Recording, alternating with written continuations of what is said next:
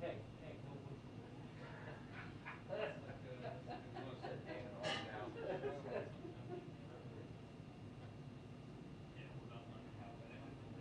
That's fine.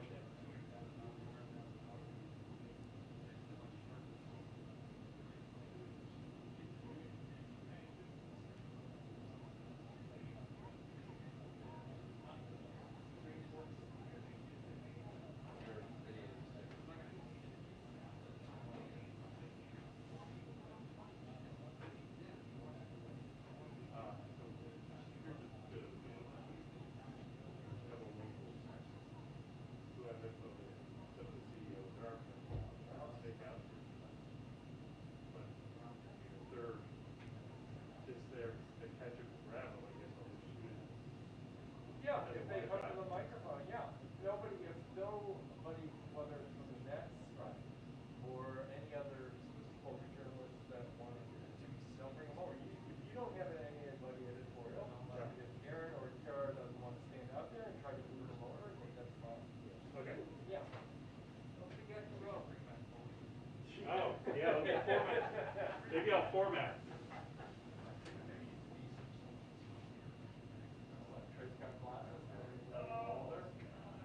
Trying to fill the John Lemon shoe. Another guy with gray hair using a white hand.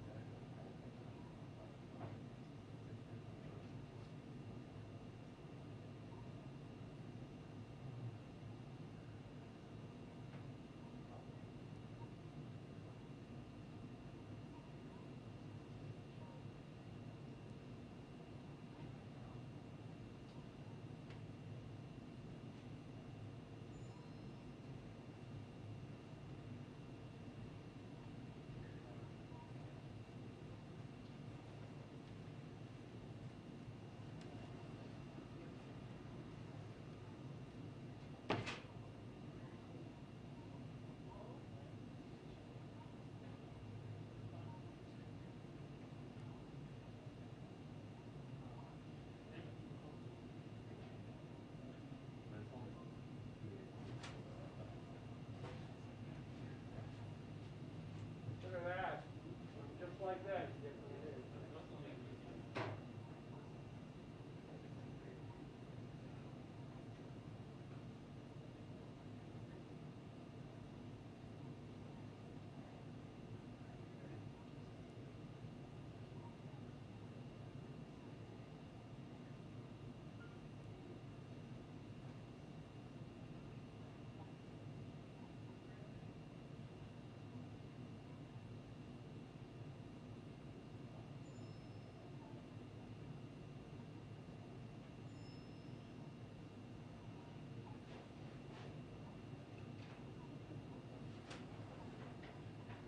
Hello.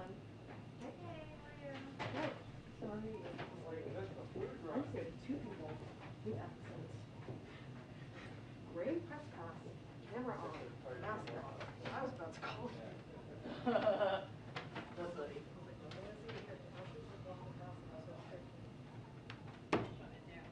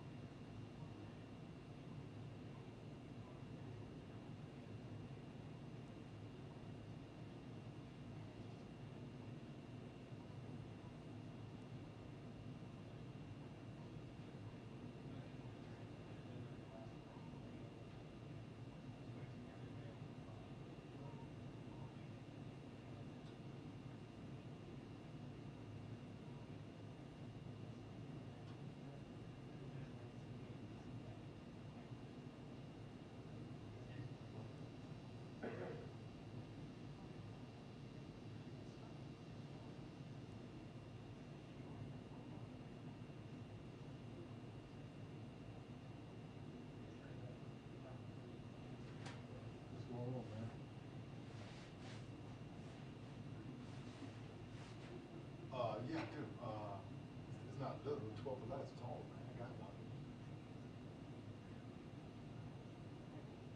Yeah, I got 6'12" in the garage, man.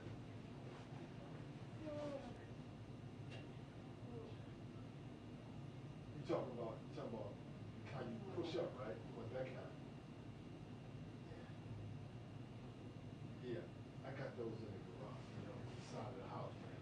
No metal. But they changed up. Shit, they changed up.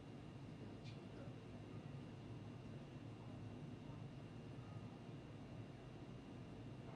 Okay. It might be loose. What they do, you know, I'm using one, you know, that's a straight ladder that you push up. So, yeah. I think you need that on the steps, right? Oh, God. Wow, wow. But you got the regular ladder spread out, right? You know? Yeah, yeah. But I'm glad that you need to push up, kind of push up and lock in. Yeah. I got two of those, man. So I'll hook in the light, man. Got an air conditioner they put in the house on that street today. Yeah, man. Truck went down. Yeah, it's been down for a while because the electric bill in that house was getting up. That joke just ran. This month is 300. So yeah, guys are working right now. Cool. How's the paint going? Is that going all right?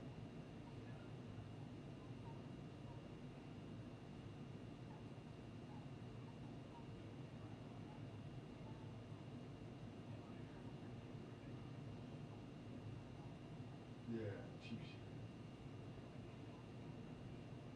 Oh, it fell down. Yeah, yeah. Okay.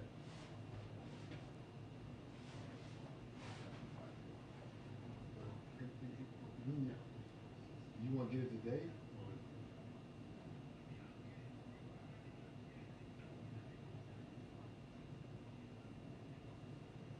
Yeah, I'm gonna be home tonight though, so.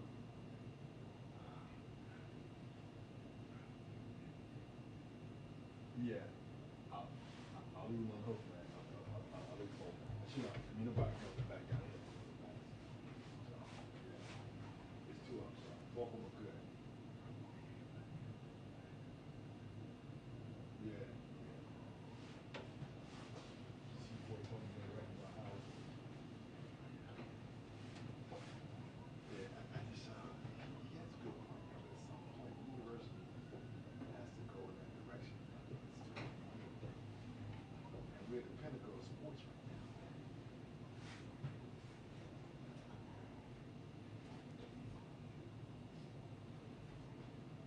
All of them. Academic parts are built on sports. And that's what John Ray did, you know. Tell the president this. I leave it already. Right. Yeah. Good. Law school, all that stuff. Law school, good and nice, man. And then you showed Pine Bluff, Arkansas. I've been there. There's nothing like the community down there.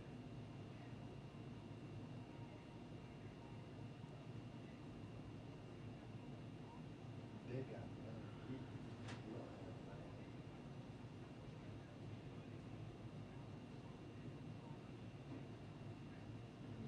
Right. But we're a federal city. We're not government. You can do anything you want to do. Totally different, man. Totally different. We're designed.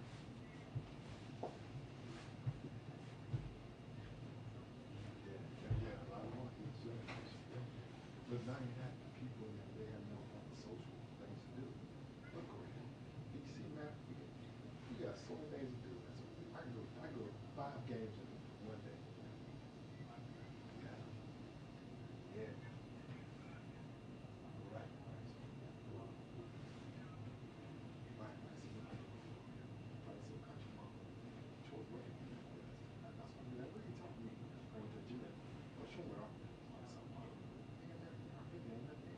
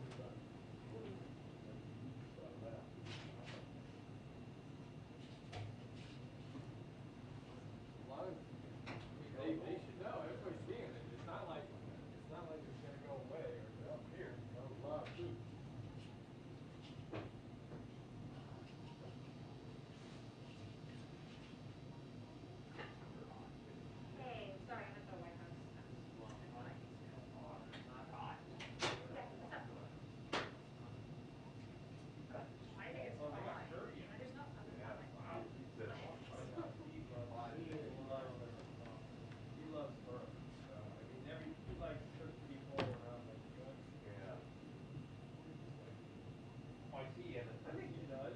I mean, So you're okay with it there? yeah, they're Over fine. the, yes, they say that over the long term. When we were in Korea, there is more wind in the secondary I drive. mean, part of the logic is that Oh, yeah, bandwidth yeah, rate. right? So you have like more. It's like a Cessna airplane, like, what happened to it? So, It's like a variety of things. Like, you just stay back here, we'll take you. I had to go back and So make sure after you ride. So, why don't you guys get that?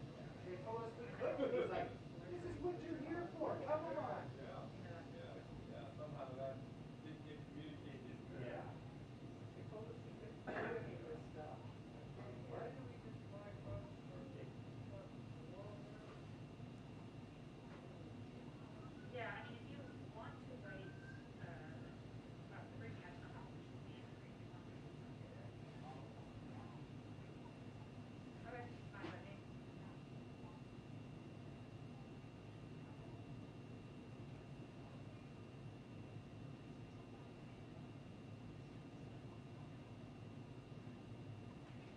Yeah, you can email it around, that's totally fine. Because Karina's been in the docs, I think she's fine, but I know Andy probably can take a while. I looked two different places you could end it, because I wasn't sure how long you wanted to go, so.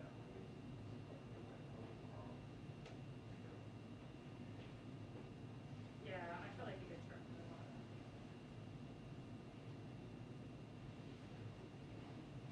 Okay, thanks.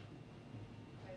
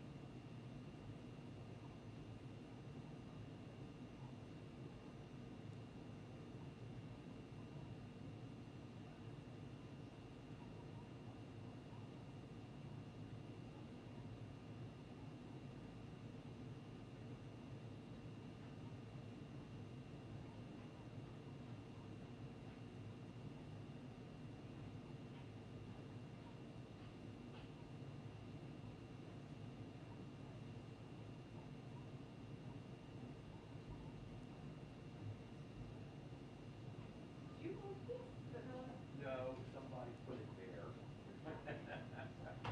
He needed a refill. there's more downstairs if you want.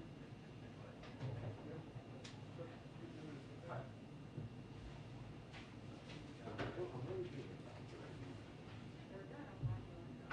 Look, Dan, they're stuck together, that's one cookie.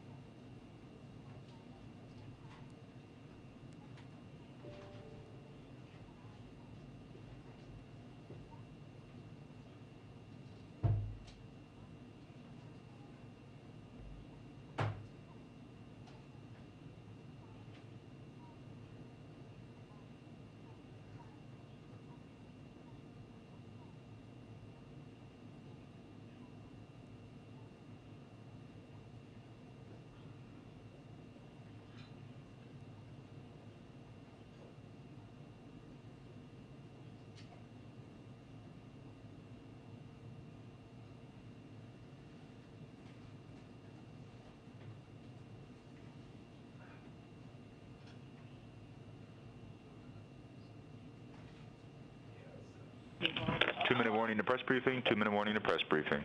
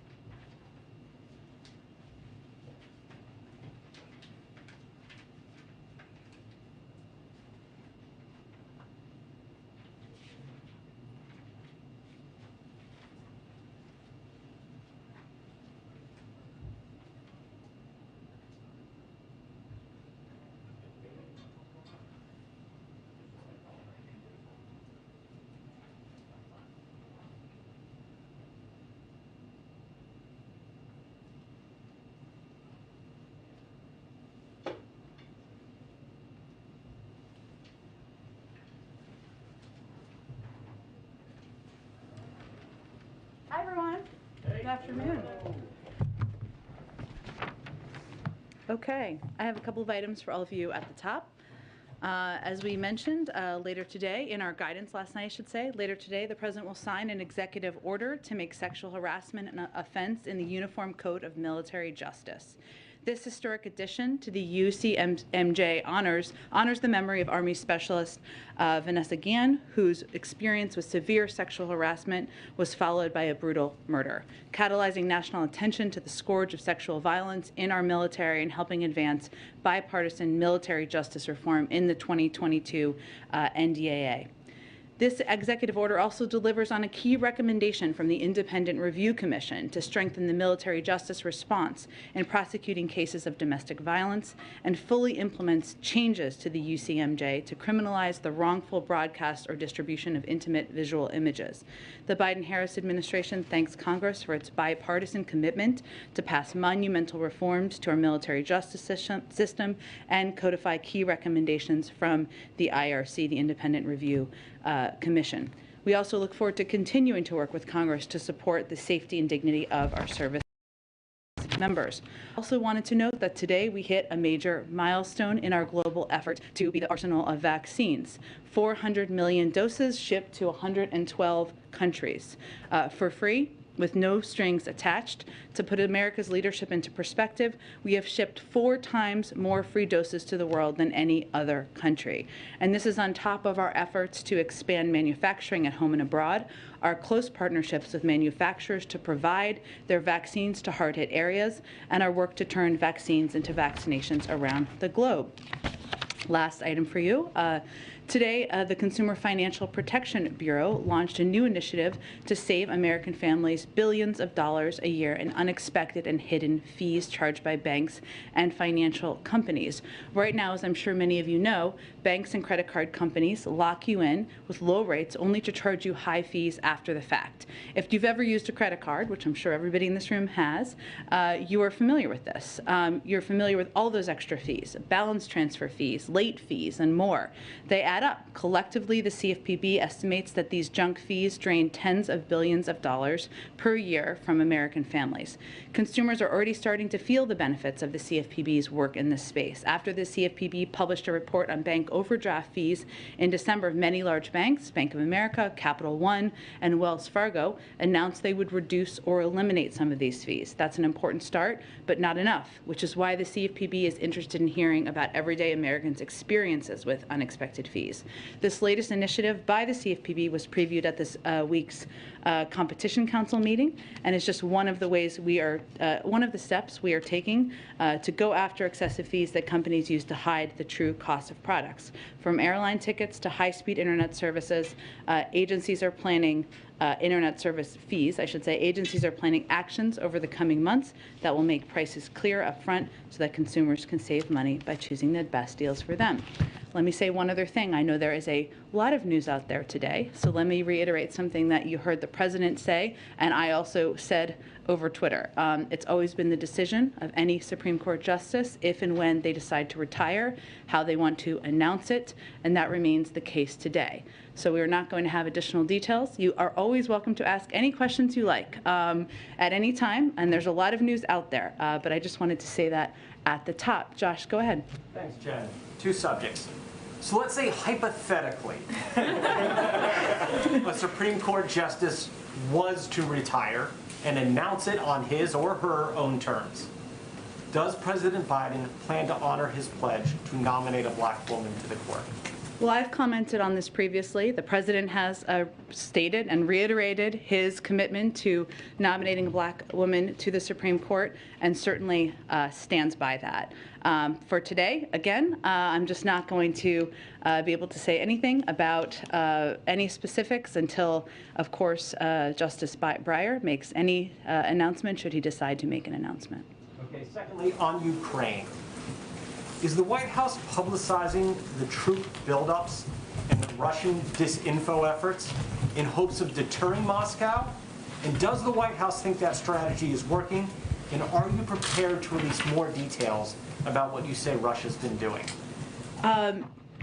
Yes, on the last one, as we have it, and I think you have all experienced that in here, also at the State Department and Defense Department briefings, and certainly from briefings delivered by national security officials, senior national security officials as well. I will say, Josh, that we are much more cognizant of the Russian disinformation machine than we were in 2014. And many of you covered, of course, the invasion of Ukraine in 2014. And we have made a decision, a strategic decision, to call it disinformation when we see it. And all across the federal government, various agencies are working together to fight disinformation and correct it. In part, we know, that's because we know that Russia's disinformation operation is highly developed. We are more wiser. We are wiser. The world is wiser than they were in 2021, and Russia has a boundless capacity to misrepresent truth and what it's doing. And some of that tactic from their end is intended to set the predicate for them invading. And we need to be very clear with the global community and the U.S. public what they're trying to do and why. So there's a lot of efforts underway to do exactly that. In terms of whether it will have a deterrent effect, I think our biggest effort in that regard is laying out the clear potential consequences.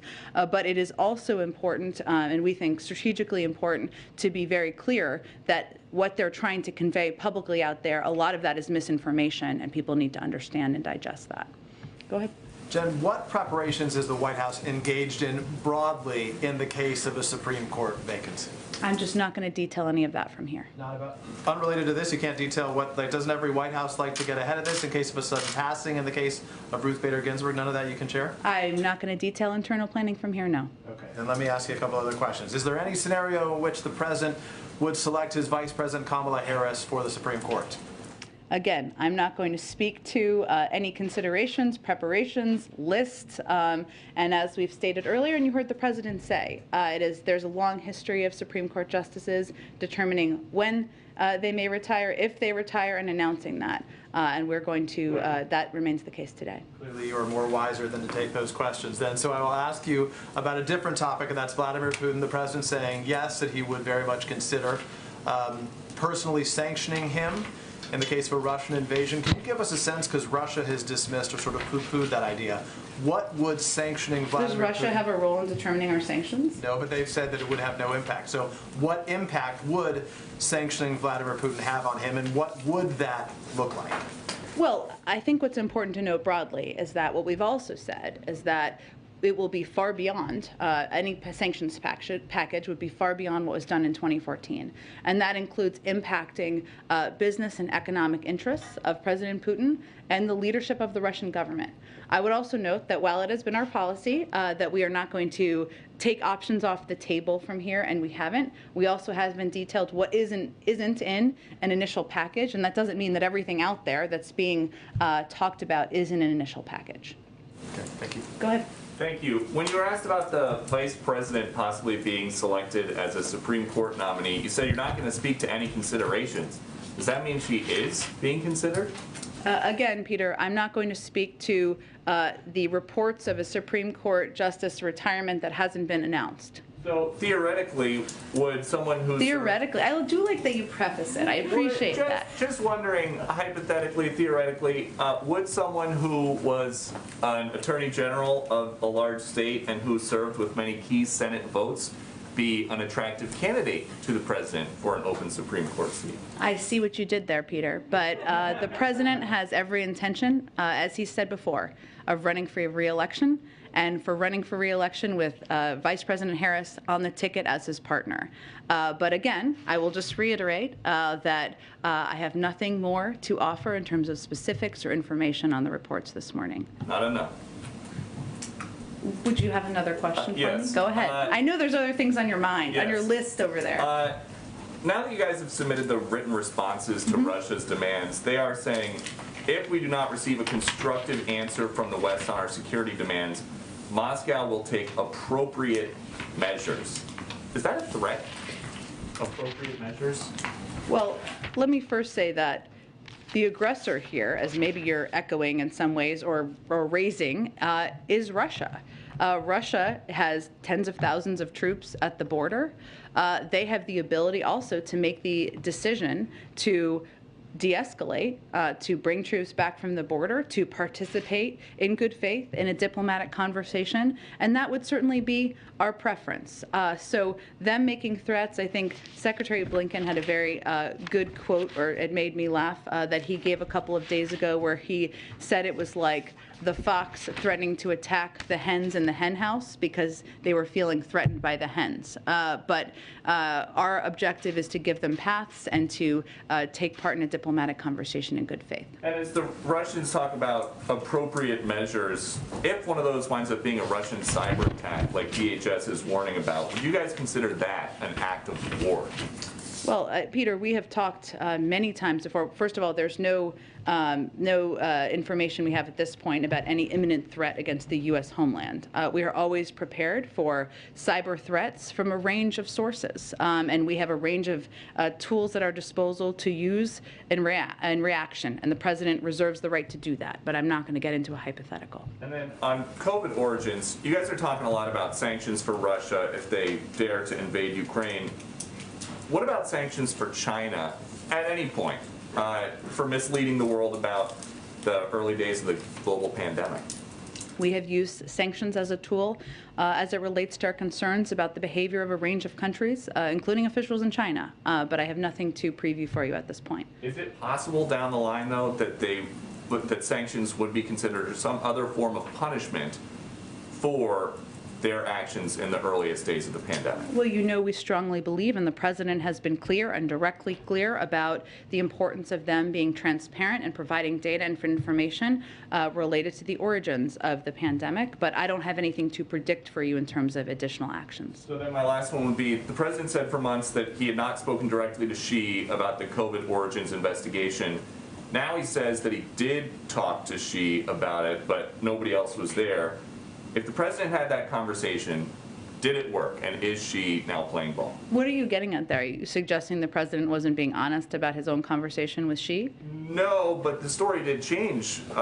For months, he was asked about it, and he said that he had not directly asked him about the COVID origins investigation. We don't share every detail of every diplomatic conversation. You know that. The president answered a direct question just a week ago, or I think it was a week ago, yes, and provided that information. Okay. Go ahead. Thank you. When was the last time the president talked to Justice Breyer? Have they had any communication today? I don't have any more details of their communications. I wonder if you can clear this up, because there seems to be some disagreement among some legal scholars. Is it your understanding and the understanding of this administration that the vice president can be the tie-breaking vote to confirm a nominee to the court? I would have to check on the specifics of that. And just one more on the president's Supreme Court commission. I believe they finished their report. They turned it in last month. Has the president had a chance to review this? Might we hear from him on any decision or input that he's had? He has received the report. I don't have any update on his analysis of it at this point in time. Go ahead. Take you somewhere completely different. Okay, let's go there. The China bill. Yes. Which the president last night in a statement said he's heartened by the bipartisan work on the package, which it was in the Senate, not so much in the House. Foreign Affairs Committee Chairman McCall said it was absolutely not bipartisan, will likely garner no Republican support. Are you guys involved in, and if so, in getting this to a bipartisan package eventually? And what are your priorities in that 3,000-page bill, since it is pretty long? And is your timeline the State of the Union? What are you looking at here? Well, I would say first that it did receive extensive bipartisan support in the Senate vote, right, in the Senate version. That our objective is, certainly remains, ensuring that this passes as soon as possible, and the president can sign it as soon as possible. I don't have a new deadline or timeline for you. We believe that bipartisan competitiveness legislation will help us tackle supply chain issues and inflation head on, and will make investments in American manufacturing and our economic strength so we can outcompete China. And we're certainly advocating that and have been advocating that and deeply involved in conversations with the House and Senate. And our objective is certainly that to have legislation passed that can take a range of steps, strengthening R&D, boosting manufacturing with important and imperative funding for chips, manufacturing chips, so we can make sure we bring down the cost of cars, as we know, which is leading to 1/3 of the inflationary pressure out there in the country. We want this legislation to help businesses and communities in every corner of the country outcompete their global competitors. In terms of specifics, as you noted, it's quite a long bill. We're certainly involved and engaged in it with officials from throughout the administration, but I'm not going to detail specifics of what we're for and against in it either. Is there any possibility that, should this play out, you know, sort of similar to the infrastructure bill, take a long time, House Republicans will not get on board, that you, given the pressure of the chips shortage on inflation, that you just take out the strip out the chips portion, pass that individually, and then negotiate on the rest? Do you see that? I'm not going to make a prediction of that at this point. I mean, as I understand it, the status of the legislative process is that both the House and the Senate have indicated that it will go to conference and they'll work out disagreements that they have over components of the legislation. Also, the Senate version had 68 votes, and certainly we believe that increasing and improving America's competitiveness and investing in R&D, research and development, and making sure we're more competitive in communities across the country is not a partisan idea. So we are hopeful about that process moving forward quickly, and the president would certainly like to sign it as soon as possible. And then one more on this bill too, that is a difference between the House and the Senate version. The House version published last night had this outbound investment screening mechanism that wasn't part of the Senate bill. It would potentially block investments in countries like China. Does the White House support this provision, and will you fight that that's going to make it in the final package that's reaching the president's desk? I'm not going to get into specifics of the bill. I would tell you that we are in daily contact from the White House with House and Senate leadership and committees, and we're discussing the path forward, but we're not going to negotiate the pieces from here. Anything you can tell us on the work the executive branch is doing on exactly that same thing? Because Jake Sullivan has been talking about a potential mechanism like this being interesting to you guys and potentially working on this, but we haven't heard about it in a while. I can see if there's any additional update from the national security team, of course, and certainly I know he's talked about that in the past, and it remains a priority. Go ahead. I have to give it a shot myself as well. Go ahead. In this hypothetical alternative reality where a vacancy were to open up, could you say who within the White House would be sort of leading the charge on the selection vetting process? As the president said, I'm sure that if and when there is an announcement by Justice Breyer, there will be more to be said. And we'll have more conversation in here. I'm sure he'll have more to say, but I'm not going to have anything more for you at this point.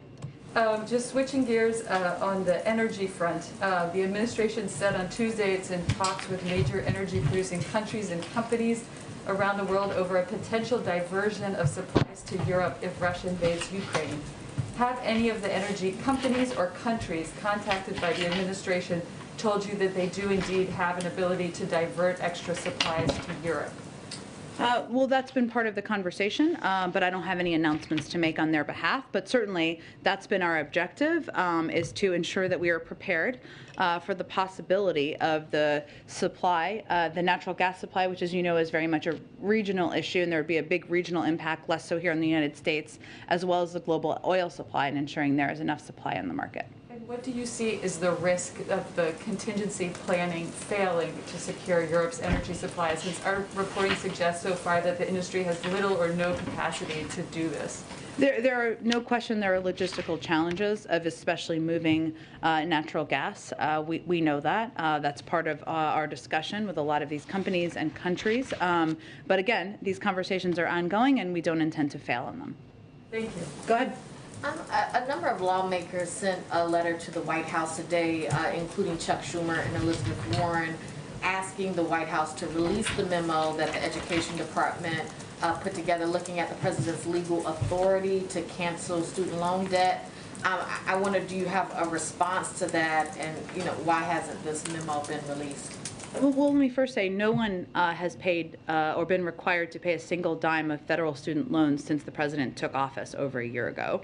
And I'll also add that our country is seeing one of the strongest economic recoveries in history, and the pause announced in December gives some breathing room for several more months to borrowers who are still coping with the pandemic. The Education Department will continue working to ensure a smooth transition to repayment. I would reiterate also that the president supports Congress, members of who sent the letter and others, sending him a bill that would provide $10,000 in debt relief, and he continues to look into what debt relief actions can be taken administratively. I'd also note that in terms of loans that have been forgiven since the president took office, beyond the pause on repayment, a total of $15 billion benefiting more than 675,000 student loan borrowers has been part of the forgiveness. Borrower defense to repayment, $1.5 billion. Total and permanent disability repayments, loans forgiveness, I should say, $7.8 billion. ITT tech students, $1.3 billion. And public service loan forgiveness, $5 billion. So we have been doing a broad range of forgiveness and also have had this pause in place, meaning that no one who has student loans has been required to pay since the president took office. But does the White House plan to release the memo? Like, does the White House plan to tell the public whether it thinks it has the authority to cancel $10,000? Well, as I said, again, we're still looking at administrative options, but Congress can also send the president a bill that would provide $10,000 in debt relief, and he'd be happy to sign that bill.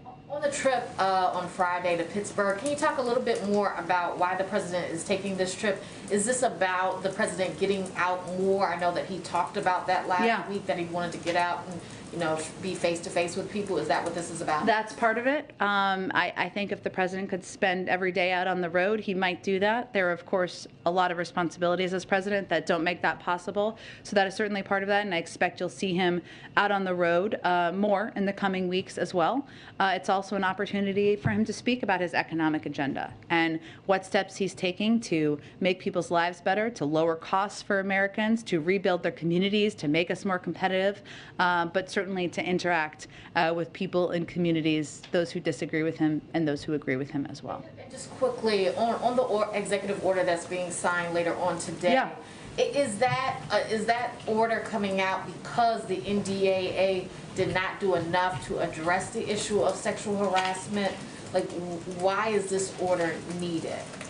It was a key recommendation from the Independent Review Commission, so it's delivering on the Independent Review Commission's recommendation, which is something that was supported, these recommendations, and delivering on them by the leadership of the Department of Justice, so it's an effort to implement that. Go ahead. I wanted to start with a question on behalf of a colleague Sure. on the radio network who wants to know if you have any update on the launch of Build Back Better World, which was supposed to, I guess, be implemented earlier this year.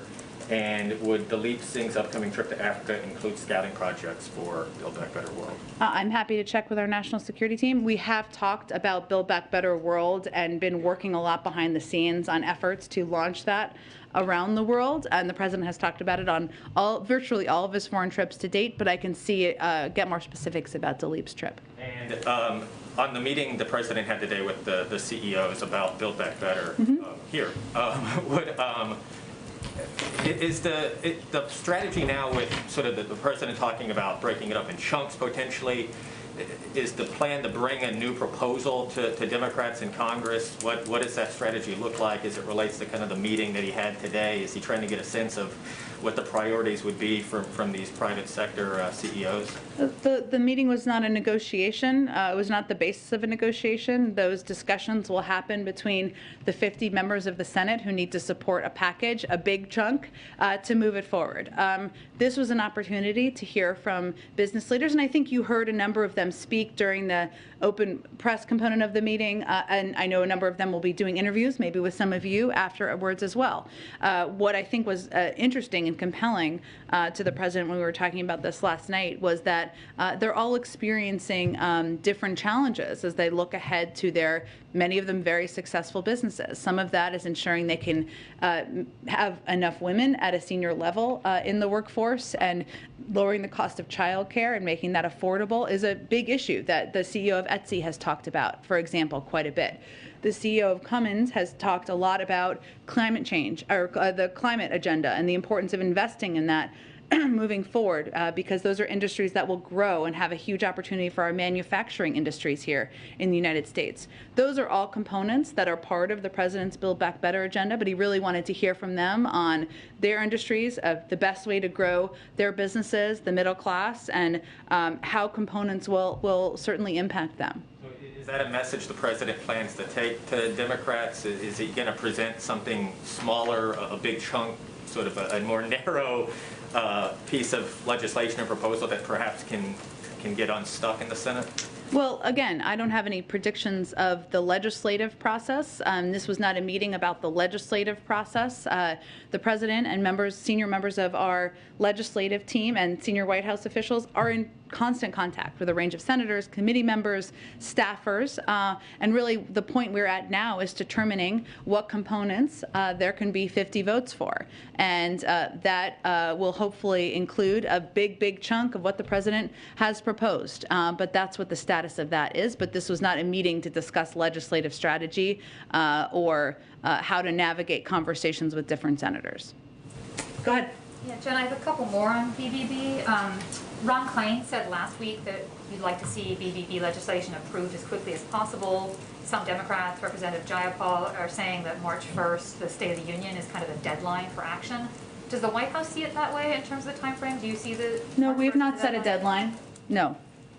And 5 Democratic senators wrote the president and the vice president urging them to keep the child tax credit expansion in BBB. But the president seemed pretty clear in the press conference he wasn't sure that could happen. Is he reviewing that? Did he change his mind?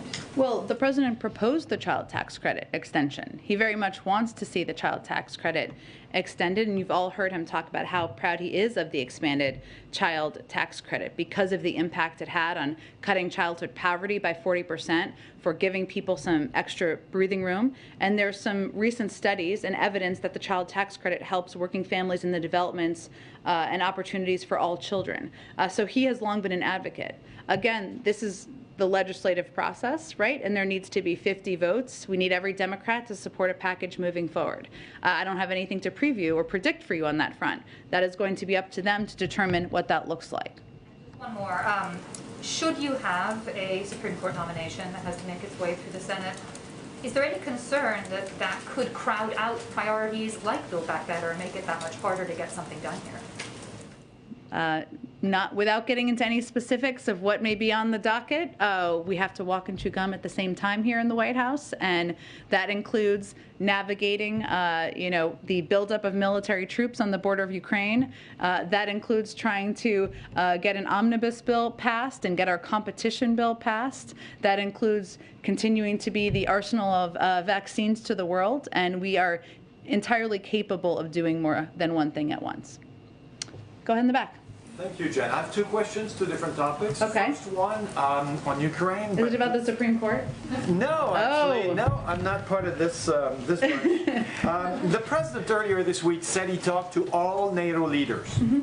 Canada has offered a $100 million loan to Ukraine and is considering, could be announced this afternoon, further support assistance.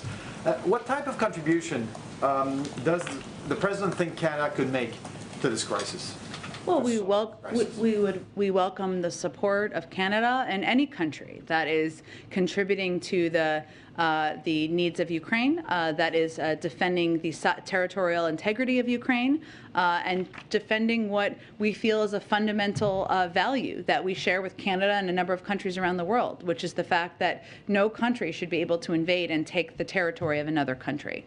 So we're not going to assess what they should do or not do. Every country has different capacities, capabilities, legal authorities. We recognize that, but we certainly welcome their support for Ukraine. So the president hasn't asked for arms shipments or troop deployments? I'm not going to get into any more details of conversations. We just recognize that every country has different capabilities, capacities, authorities, and a range of contributions, and doing it in a coordinated way we think is very effective. I'd like to talk about, I have a question about Haiti. Okay. So Canada hosted an international meeting last week. Prime Minister Trudeau has called for immediate action to fix the security situation in Haiti. You know that in the next 2 weeks it would have been the end of President Jovenel Moise's term if he hadn't been assassinated. What's the U.S. plan, particularly in terms of security, knowing that there's no newly elected president to swear in on February 7th? Well, let me first reference, and I think you're probably aware of this, but last week Deputy Secretary Wendy Sherman participated in a high-level ministerial hosted by Canada to discuss sustainable, inclusive solutions to the challenges faced by Haiti and Haitians.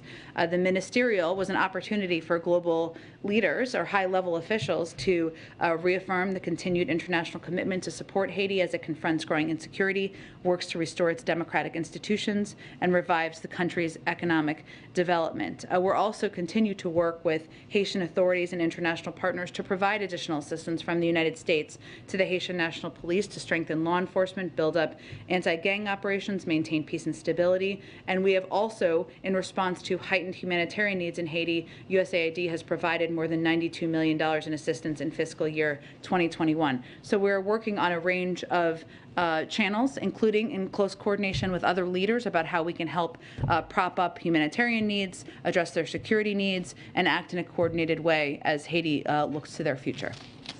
Okay. Go ahead. Just a quick question on inflation. Many people believe that government spending is a big factor in the current inflation levels. Can you speak to concerns that spending plans that come out of Build Back Better aren't paid for and so could mean higher deficits and more inflation in the future? Aren't paid for? Build Back Better is paid for. Entirely. Okay.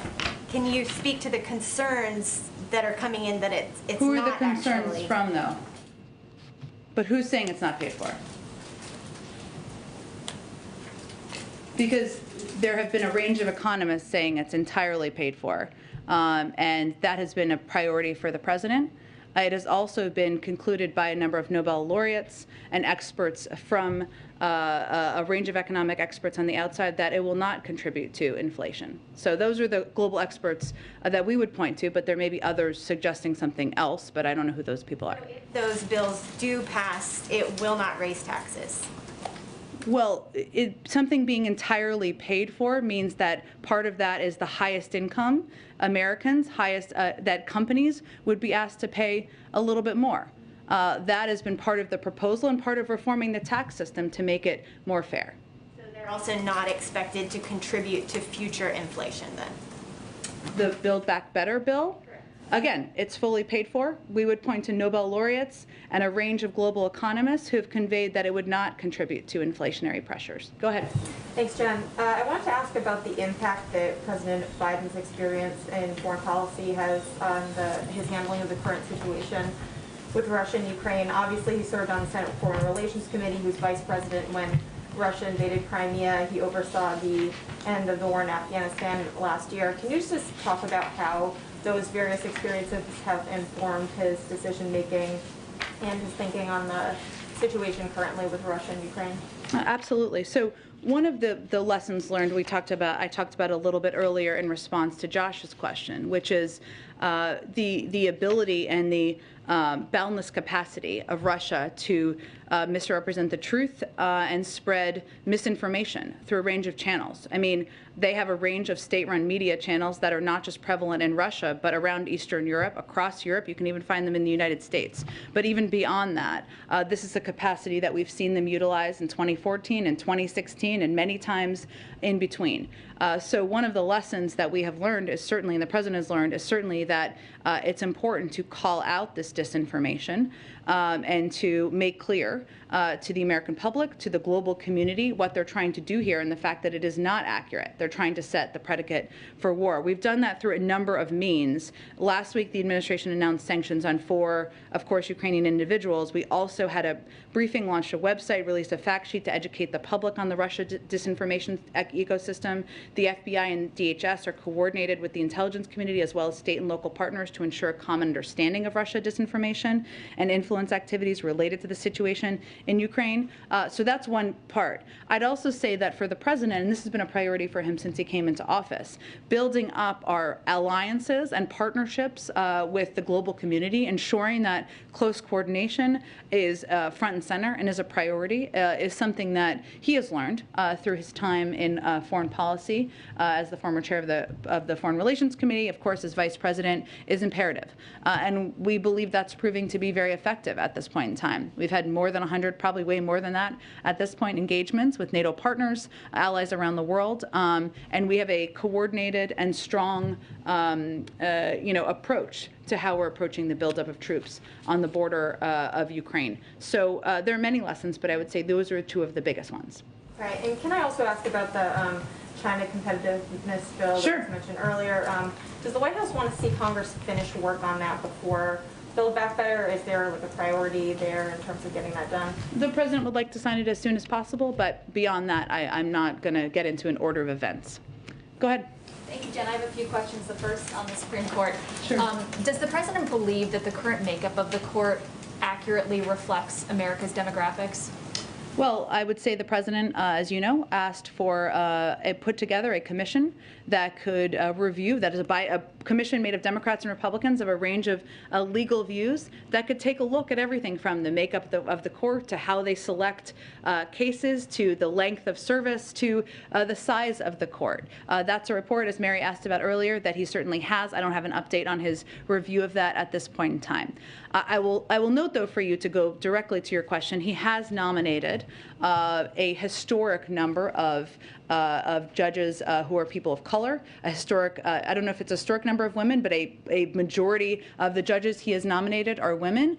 That speaks to his desire and his interest in having courts around the country that look like America and that represent the experiences of America, including public defenders and others. So that is the evidence of his commitment to that I would point to.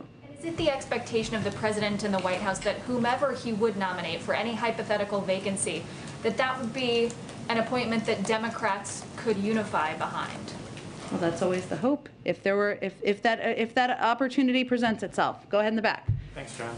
The pace of Americans who are getting booster shots has dropped by more than 50% since December, and public health experts are saying that one cause that might be behind that is confusion over the CDC's distinction between being fully vaccinated and being up to date on vaccinations. Folks with whom I've spoken say that initially describing the 2-dose regimen for mRNA vaccines may have been premature. Given what we now know about variants and breakthrough cases, was it a mistake to say that people were fully vaccinated back last year before we knew what the virus is going to do next? Well, it was not a decision made by the White House. It was a decision made by our public health experts at the CDC who make those definitions or determine those definitions.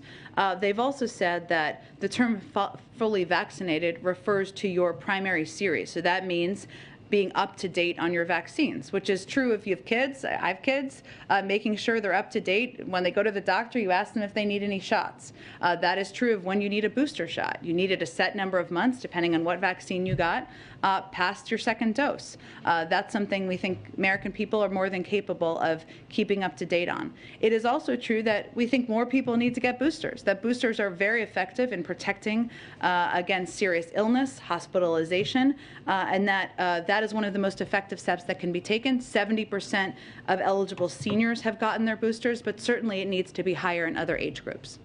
I do have one on the news today. I'm sorry, you got to try. Don't need to be sorry. It's okay. You're doing your job. So, if Justice Breyer were to retire, one of the last cases that he'll face as a member of the Supreme Court obviously will be Dobbs versus Jackson, which court watchers are saying is likely to weaken or potentially overturn Roe v. Wade.